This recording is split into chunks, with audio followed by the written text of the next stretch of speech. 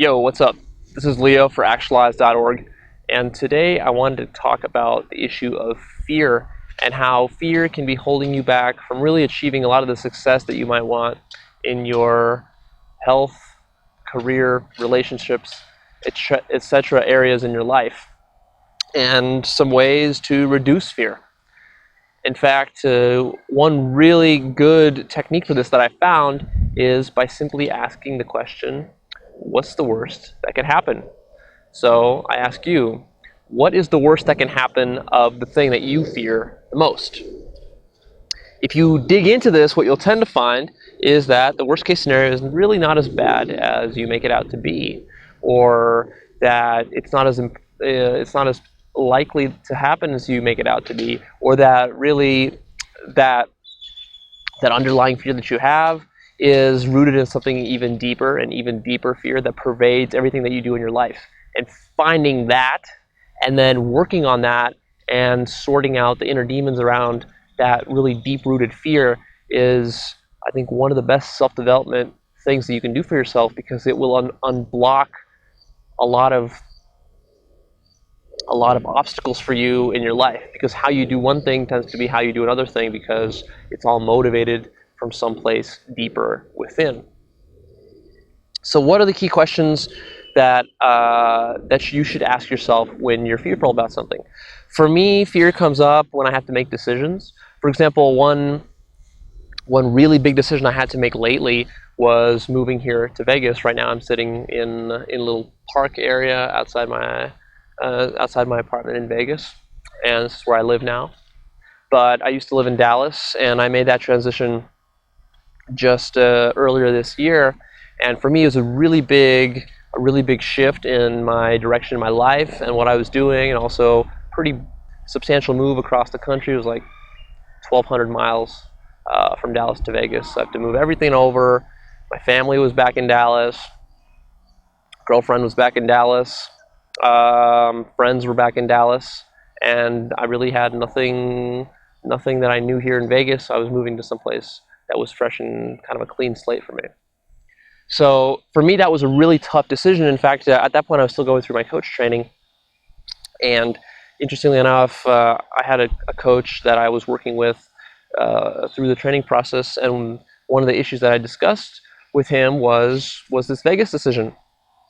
And it was tricky because, obviously we did all the kind of standard stuff, making lists of pros and cons of why to stay, why to go. But in the end, no matter how much I thought about it, and I thought about it a lot, I took notes, I was very diligent about the whole thing. I did the right research about all the costs and everything like that.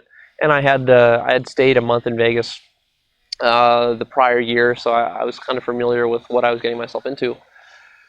But even after all that logical analysis, I was still feeling I had a palpable feeling of fear about moving here, and about how much was at stake, and whether I would really regret moving here, maybe if I would have to move back, if something would go wrong, and if this was the direction I wanted to take in my life. This was a pretty bold and radical move, even though I've made moves like that before. I've been in California, Boston, Dallas, so I've been around. But I want to briefly kind of use this as a point to illustrate the thinking process that goes into uncovering your true fears. Because a lot of times what you think you're fearing, what you're fearful of, is not really the root fear underlying everything. So with this Vegas example, we kind of went along these lines, and I have the dialogue somewhat translated directly in the article below, so you can go ahead and read that for all the details. But the gist of it, what I'm going to go through here, was something like this: is that the key tool that you use to find out what your fear is to ask, what's the worst that can happen? And then when the person answers that question, then you ask them, and why is that so bad? Now, these are two very simple tools, very simple questions that can be asked, and it's easy to get this wrong by not digging deep enough. So I want to show you how it worked in my case. When I was moving to Vegas and I brought this issue up with my coach, he would ask me, okay, so what are you really afraid of? What's the worst that can happen? And I would say something like, well, I'm going to move to Vegas and I'm really going to hate it. and then he would say, okay, And why is that going to be bad? What's so bad about hating moving to Vegas? And I would say something like, well, I've made moves before. I've moved from California to Boston. Didn't really like that move. Didn't have friends there. Felt kind of lonely because I was away from my family, and just didn't really like the weather up there. So all sorts of circumstances. I basically put myself in an environment that I didn't really like, and that was frustrating and painful to some degree. And so he said, "Okay, I hear you say that. And what's so bad about living in a place you don't like?" And then I really kind of thought about it, and I said, well, what's really bad about that is that I have to start planning to move out of it. Like I want a stable place to live, and I have to plan somewhere else to move. So there's a certain like instability there. And he says, okay, well, what's so bad about living in a place where you don't feel comfortable? And you said that the worst thing about it is moving out. Granted. Now, what's so bad about having to make plans to move somewhere else? And I said, well, there's a lot of hassle involved, a lot of energy wasted, a lot of time wasted, money wasted, resources wasted that I could put to better use. Okay, and so he says, and so what's bad about wasting your resources? And I thought about that and I said, well, what's bad about wasting my resources is I kind of view my time as precious, and my money, I only have so much money. And what I really want to do is kind of settle down and really focus on my career and focus on being productive rather than diverting my energy and my attention away to moving here or doing that or doing this, which is ultimately not significantly what I'm chasing after. I want my career to be good, and I want my job to be good, and I want to accomplish good things, and I want to be successful. He says, okay, so what's so bad about not being successful and not being able to put those resources towards your career? And I thought about that and I said, well, ultimately, if I don't put my energy, if I don't put energy into my career, I mean, I only have so much time.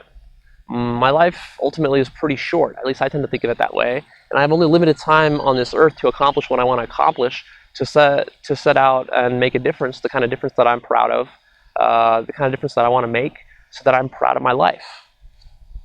And he said, okay, and what's so bad about not being able to make that difference and not being able to be proud of your life?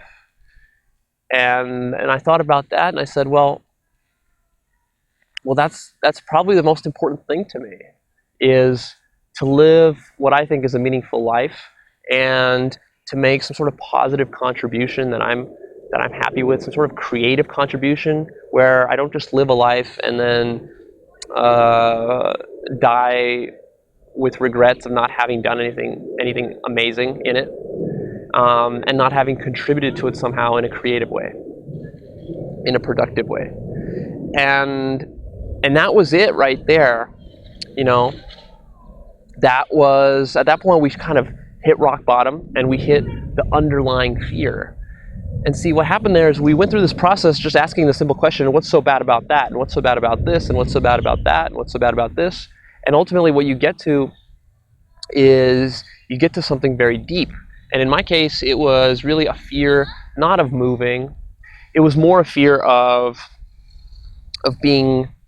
wasting my resources, which ultimately meant, why was I afraid of wasting my resources? Well, that means I wouldn't have those resources to use towards being productive and creative. And if I wasn't doing that, then ultimately my life would be meaningless. It's kind of stark to put it like that, right? You don't tend to think of it like that, but that's really how your brain is functioning. You just never have articulated it. At least I hadn't really articulated that before. And so that's powerful to figure that out, because I can definitely see how that is a pattern through everything that I do. I'm very kind of career motivated and work motivated. I started my own businesses, various projects and websites. And I've done that because I've always been looking for that thing where I can make a meaningful contribution and something that I enjoy both doing and then having that creative output be enjoyed by other people or be useful to them in some way.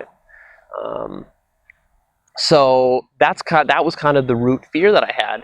And my root fear was that if I moved to Vegas, that I'm going to waste my resources, and then I'm not gonna be successful, and I'm not going to be proud of my life ultimately if it all goes bad. Of course, working with a good coach, the coach will start to reframe some of these things. And what I ultimately realized with this discussion about Vegas was that the reason I made the decision to move here, or started considering that decision in the first place, was because I saw it as a great opportunity for myself. Because I was involved with the nightlife scene, and I really spent a lot of time over the last year going out and hitting up bars and clubs, doing a lot of socializing and building up my social skills. That's something that I came from kind of deficient background in that from high school and college. And so I'm kind of making up for it now and really boosting up my social skills by going out there every night and practicing this stuff a lot. And Vegas was a great opportunity or a great place to do that. Maybe one of the best places in the country, just because it is Sin City. It's a party town. This is where you can go any day, any night of the week, and find something fun to do out at night, which is challenging in other cities and can be challenging in Dallas. Dallas is very, very widespread. It's a big, sprawling metropolis. And so, to me, basically, Vegas was this opportunity. And with this coach, I realized that ultimately I was considering the decision to move to Vegas because of the opportunity that was there for me. And what's the worst that could happen? Well, the worst that could happen ultimately is that I move here, I don't like it, and then I have to move back. And sure, there's this hassle, a little bit of waste of energy and productivity to do this move both to and away from Vegas if I don't like it. But ultimately, the raw cost of that is not as great as I made it out in my mind. The raw cost is maybe a week of moving to Vegas, a week of moving away from Vegas, and so those couple of weeks lost in terms of time.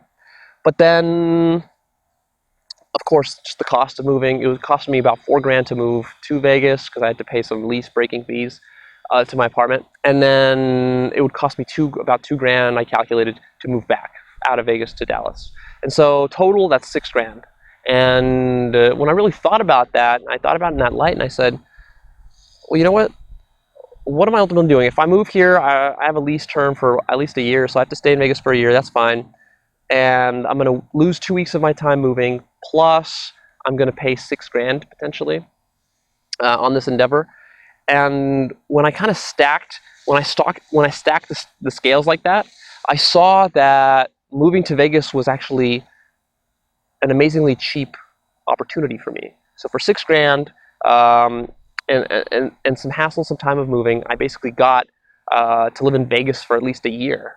To me, when I put it in those words, started thinking about it like that, it really made a lot of sense. And I said that that's an opportunity that I have to seize upon, and that I shouldn't be too worried about it going wrong. Because if it does go wrong, at the very least, I would tell myself that I paid $6,000 just to have the experience of living in a new city in Vegas, and getting to know some people here, getting to know the nightlife here, just partaking of it all. And even if I had to move back to Dallas, well, those are still really valuable life experiences that I feel I would have grown from, and they would have been worth much more to me over the course of my life than $6,000 and 2 weeks of my time.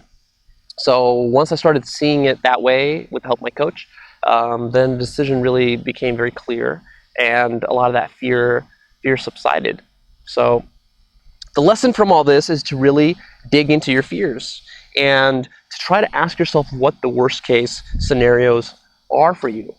The trick here is to really dig deep. It's not enough to just to ask yourself what is the worst case scenario, and then you come up with it, and then to ask yourself, well, why is that bad, and then you answer it with some sort of vague, abstract, like pseudo feeling. Well, that would suck.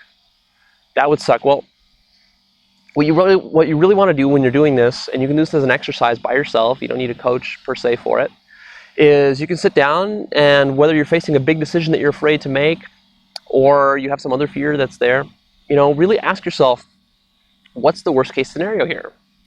And write it out. Write it out on a piece of paper. What's the worst case scenario you can imagine?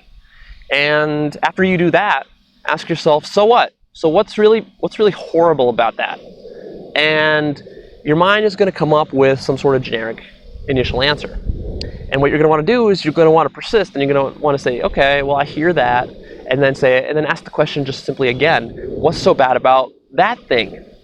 And then your mind will come up with a slightly more specific answer. And then you're going to say, okay, and what's so bad about that? And what's so bad about the next thing? And what's so bad about the next thing? And what's so bad about the next thing? And eventually you're going to get down, if you keep digging, you're going to kind of hit a rock bottom where you get to this point where you hit upon something that's very core to you, that you feel is like a part of your identity, that's something you can't really live without. Like for me, something that's very core to me is to have achievement in my life and to be creative in a positive way. Like for me, if you take that out of life, that really robs me of almost all the meaning of life. So for me, that's something personally that is very important to me. And so I'm driven by two sides of this coin. The one side is that I'm afraid of living an insignificant life and having no achievement in it and basically being a failure. And then on the other hand, that's the negative motivation. On this other hand, the positive motivation is that I'm really motivated to be productive and be creative, and to generate value for other people without specifically just like wanting stuff in return. And so that can be a very positive thing. So those are two sides of the same coin. This coin of productivity and meaningfulness in life, or finding that and needing it. And so I definitely have got a firm sense of what that is for me, what my root motivation is. And so my question is, what is that for you? What is really the driver in your life? Whether it's positive or negative, chances are there's probably facets of both of these. Most likely more negative than positive, unless you've done a lot of self-development work and you've really kind of matured yourself. So some common root fears. I actually got a list here because I wanted to make sure I get them. Well, these are ones that are just common across the board. They're very generic and kind of abstract, and they actually manifest themselves in so many different ways.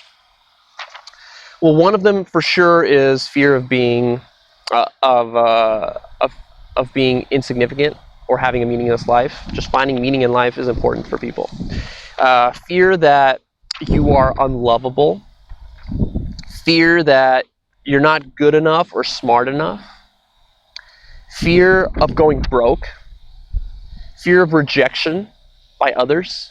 Fear of embarrassment in front of others. Fear of failure, and maybe fear of failure in the eyes of others, not only in your own eyes. Fear of reverting to your old self. So maybe there's some progress that you've made recently in your personal development, and you've got that deep fear of backsliding and reverting back into it, even though you've been doing pretty good lately. So fear of that. Fear of, well, maybe even fear of success because of the kind of burdens that success would put on you. That can be a very pernicious, limiting fear or limiting belief that you can have, is to worry about all the problems that come with being successful, whether it's having more money or having more friends or being more popular, having more prestige, that sort of stuff. So these are some common root fears. Maybe already you're getting some ideas about which of these you tend to gravitate towards. And if you're not, if you're kind of unclear, then take a look at what you're fearful of in your life and really dig down into it. Chances are that if you have significant fear around anything in your life in different areas, those, if you dig and trace those back down, they're all going to trace back down to some sort of underlying motivations, underlying structures and anxieties that you have. And so a great way to do that digging process is with the question of, what's the worst that can happen? And why is that so bad? And also another one that I like is what will I do when the worst does happen, right? That is a good way to take a little bit of pressure off. In fact, since we're on that topic, really the whole point of digging into your fears is to move forward and to be successful and productive in the kind of way that you want to be, so that you're not blocked or limited. And the best ways to do that, I found, well, actually, the very best way, I think, is just to take action. If you take action against your fear, the fear just kind of tends to melt away and dissipate. A lot of your fears are very, very illusory, very self-deceptive, coming from that negative side of you, that lower self of you that wants security and comfort. And if you just brute force your way through it with action, a lot of times that will do the trick, and that will eliminate the fear. Whatever you're afraid of, if you're afraid of public speaking, go up there and give a speech. Great way to reduce public speaking. If you're afraid of going through a job interview process, go and apply to 10 different jobs and go through the process 10 times. You'll find that by the 10th time, the fear is going to be gone. If you're afraid of being poor, not that I really recommend this, but you could actually try to be poor and see what that feels like, and you'll probably notice that it's not so bad. It's not the worst thing that can happen in your life, and that a lot of your fears are simply exaggerations or flat out falsehoods that are coming from some part of you that isn't very conscious. Now, when you face your fears, there tends to be what I found like 5 different ways that this process can play itself out. One way is that you just refuse to face your fears, which is basically, you give up on the whole process. And when you refuse to face your fears, you kind of just stick your head in the sand. You don't want to hear what other people are telling you. You don't want to hear what reality is telling you. So if you're suffering, that's usually, if there's a long string of suffering in your life, it's usually because you're hitting your head against the wall, and reality is telling you one thing, and you're being stubborn. You're being a stubborn jackass, and you don't want to recognize what reality is telling you. Reality is telling you that you got to change. You got to change your situation. You got to change what you're doing. You got to change your behavior. You got to change your mindsets, whatever that might be. And so, if you refuse to take on that message, then you're going to suffer more and more, and your fears are just going to fester. And basically, that's the strategy of sticking your head in the sand, right, like an ostrich. So that's not the way you want to go. The second way, when you face your fears, what happens is, if you're facing your fears, you're going to realize that they're exaggerated, like we talked about. So you might be overblowing and catastrophizing how bad it would be to be poor. Or you might be overblowing how bad it would be to miss one day at the gym. Or you might be overblowing how bad it would be if you got a bad review at work. Or how bad it would be if you snubbed one of your friends, right? Chances are that you're building that up for yourself, and you're turning it into this massive catastrophe, like your life would be ruined if this happened. And in most cases, that's just not true. Even in very serious cases, like I'm talking about serious fears, like fear of losing your business, fear of losing all your money in the stock market, fear of maybe a child dying, one of your kids dying, fear of losing a spouse, fear of losing your parents. These are like really serious life circumstances, and by no means am I saying that they're not legitimate, but it's still the case that if you're living your life fearing those things, you're living in a very disempowering way. You're probably not getting awesome results in your life. And even if you are getting great results, you could be getting much better results if you eliminated those fears, so that you'd be free to act in an empowering way, in a positive way, and you'd also feel better about yourself. So the exaggeration happens. The third thing that happens is, a lot of times that worst case scenario that you come up with is highly improbable. So even though it might happen, it's very, very, very unlikely. So when I was moving to Vegas, I could come up with all sorts of worst case scenarios. Like, well, worst case scenario is that, like, I move to Vegas and Vegas gets attacked by terrorists while I'm here, or some stupid thing like that. Sure, I mean, granted, yeah, that could happen. On the other hand, that could also happen in Dallas, in theory. Um, so that kind of worst case scenario is, although likely, highly improbable and not a good way to base your life decisions around that kind of stuff. So that kind of stuff you just have to ignore and do the best you can with the stuff that's likely to happen. It's much more likely that I'll move to Vegas and have an awesome time here, learn a lot, and be really happy than it is that I'll move here and get attacked by terrorists, right? The more likely worst case scenario for me would have been that I just moved here. I didn't really feel like I fit in with the crowd. I didn't really do my socializing stuff. Maybe I wouldn't have been able to establish the business that I wanted to establish here, and then I would have to move back. That's kind of a realistic worst case scenario. Whereas the terrorist worst case scenario, that's like a highly catastrophized, exaggerated worst case scenario, and also very improbable. Now, when you're digging into fears, the other thing you might find, the fourth thing you might find, is that when you're digging into them, is that the fear that you thought you had is not the true fear. Is like a surface fear that's underlying something that's sitting on top of something much bigger. And so that's where that process comes in, of digging into it and seeing really what the root fear is. And then, fifthly, once you kind of come face to face with your fear and you see it for what it is, and maybe you even recognize that this is a legitimate fear. Like maybe you're at work and there's a legitimate chance that you're going to get laid off in the next few weeks because the company is going bankrupt.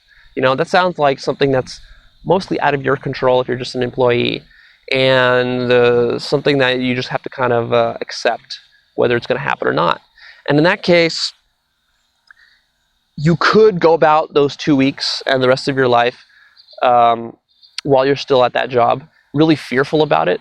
And what that's going to do is it's going to tend to disempower you. So you're going to make stupid decisions. You're going to make bad actions. You're going to behave in a way that's actually probably going to lead to some sort of self-fulfilling prophecy effect, or at the very least, it's not going to lead to good performance at work. Or you could just recognize that, you know what, I do have this fear. It might be even legitimate. There's a chance that it'll happen. But how do I want to proceed from here?